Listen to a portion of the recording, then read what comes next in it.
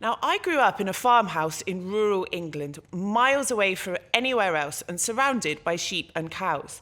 So rural was my upbringing that I was neatly born in the back of a tractor, and I was often late to school due to the fact I was stuck behind herds of cows or sheep being moved from field to field. Therefore, in my blood is an interest in agriculture, and that's something that's continued since living in Albania.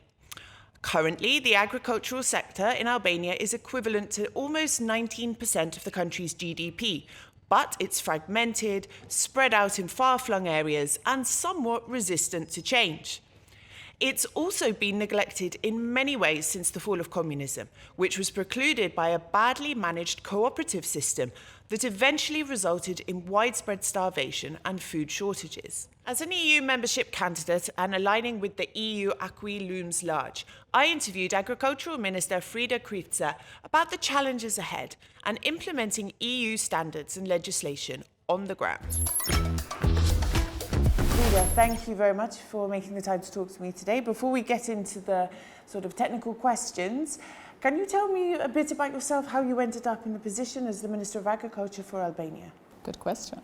Thank you for your time, first of all, and thinking agriculture. I am the Minister of Agriculture since September 2021. It's been a hectic period. I guess my work prior to becoming the minister has been a highlight of the decision to become the Minister of Agriculture. I was the head of the paying agency for 4 years, a time where the agency completely revamped itself into an instrument of a paying agency according to the European Union standards. I was able to spend a lot of my time working in the field, understanding the needs of the farmers, understanding the rural space, understanding the needs, the providing for the farmers. So I guess this is the main reason as to why I was appointed, and it's been a roller coaster ride since, but a beautiful one with a lot of achievements, a lot of interesting phenomena that have happened and that we've been able to push forward. Do you still get to get sort of hands-on ever with, people on the ground or anything like that? I spend a lot of time actually in the field. It's my favorite time of still being the minister, because that's where you really get the energy of the rural space, of understanding whether the policies that you're implementing are having an effect or not. The Albanian agricultural sector has a number of challenges facing it, and one of those is migration.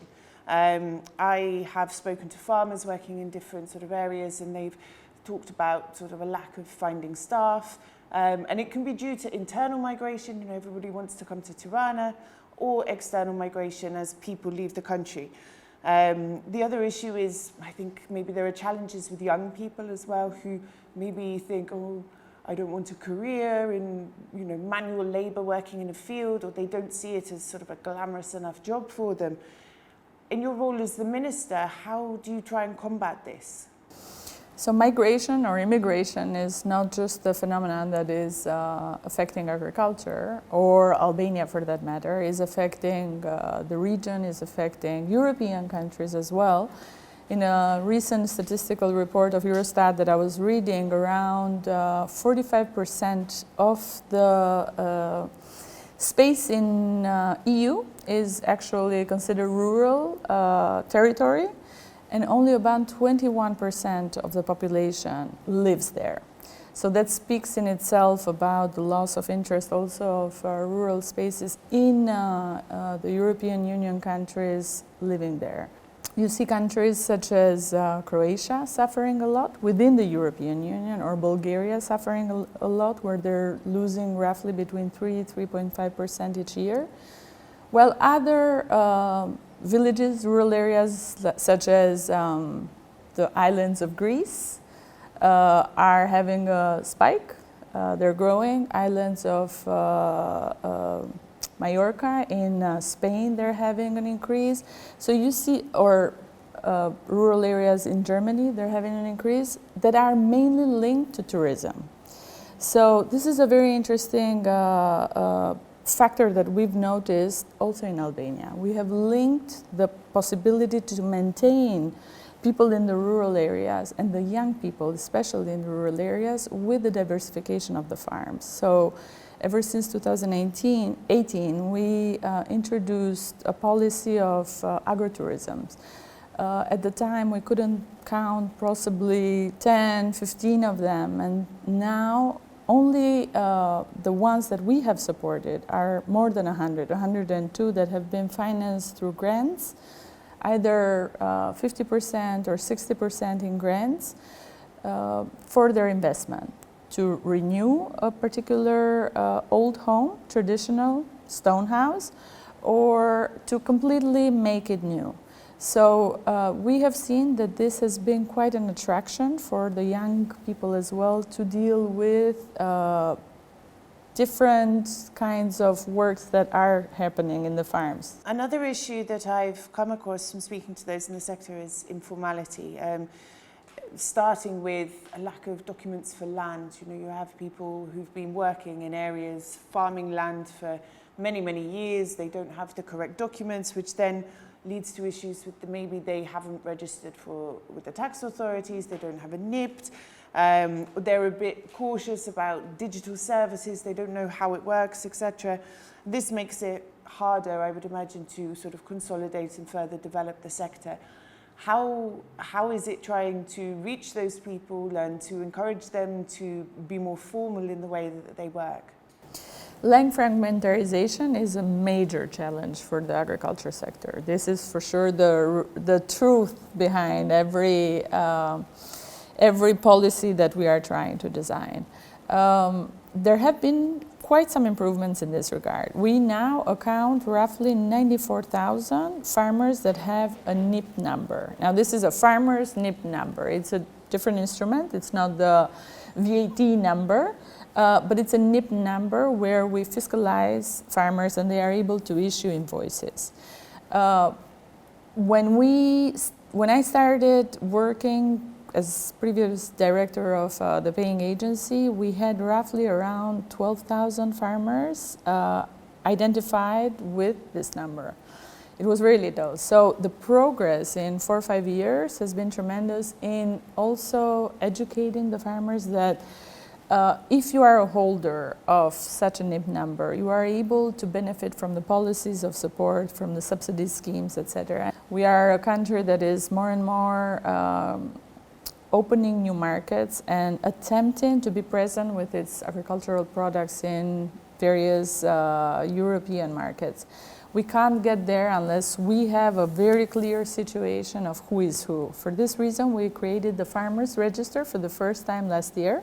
Another instrument that we just recently have presented is the Portals Farmer, Portali Fermerit, agroalbania.org.al, which is an instrument trying to create transparency over a sector that is touching most of the country's economic indicators, 20% of the GDP, 40% of employment, so it's a huge amount of the economic drive of this country. What do you see as, I mean, you touched on it briefly there, obviously with the EU accession process, there are a lot of challenges that lie ahead in terms of aligning what farmers are doing and what needs to be done in order to enter the European market. What do you think are the biggest challenges that you are facing in terms of this, if you had to pick a couple? European integration for agriculture goes into two parallel plans. First is definitely the regulatory. We have to abide by 3 chapters. And in these 3 chapters, we're working with the regulators, with all of the agencies that are working under the Ministry of Agriculture to align the acquis, so to align the legislation, as well as to align also our own practices towards supervisory control and all the mechanisms of conducting our operations, our daily activity. On the other hand is the whole sector that has to slowly but surely comply with these regulations. A lot of these approximations need to happen in the business community that conducts the activity of agriculture, exports, food preparation, the whole value chain. And there are a lot of investments required to happen there. On the other hand, there have been measures of processing for increasing our value added in processing of agricultural products, which is a major objective of the Ministry of Agriculture, so that we don't just export raw produce. I see, just from living here for nearly 6 years, so much potential in terms of Albanian products which could be exported and marketed abroad, from olive oil to honey to herbs and things like that, things that can be created here and labelled up as an Albania product, branded in this way. I had a collaboration with the Minister of Italy. In March, he was here together with a delegation of different businesses as well as associations. They're very well organized in cooperatives. So that's a model that we currently lack a bit in Albania. Farmers have a difficulty in cooperating with each other. That's why the measures that we're introducing for support have an underlying strategy to make them work with each other. So for instance, I'm just gonna mention this example because it's beautiful. We are providing them support for the second year in a row for seedlings, where we ask them to provide a certified seedling, so they have to have a certificate of origin, formalization. I go back to your other question. And we also ask them for the certificate so that we know the guarantee behind this particular produce.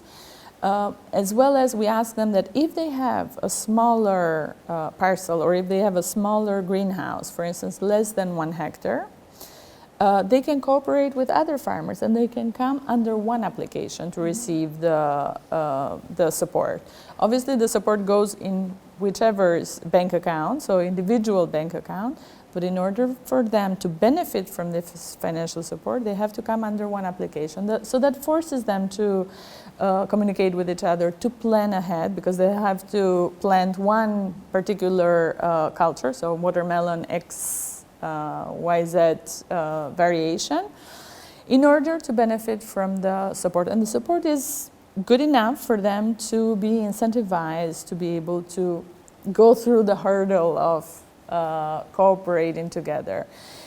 There's also another underlying interest in this from our point of view, where they become more powerful towards the points of collections or towards the exporters that are collecting their produce. If they cooperate together, they're able to negotiate better the prices. If they cooperate together, they're better able to negotiate prices also with the suppliers of their inputs. So we are very interested as Ministry of Agriculture, together with all our support staff, for them to connect better, to fight tradition of going it alone, going on it alone and not being enough productive, not having enough competitive advantage. It sounds like a carrot and stick, sort of you're dangling this carrot, they take a baby step, exactly. Then that's the way to... Thank you very much. Thank you.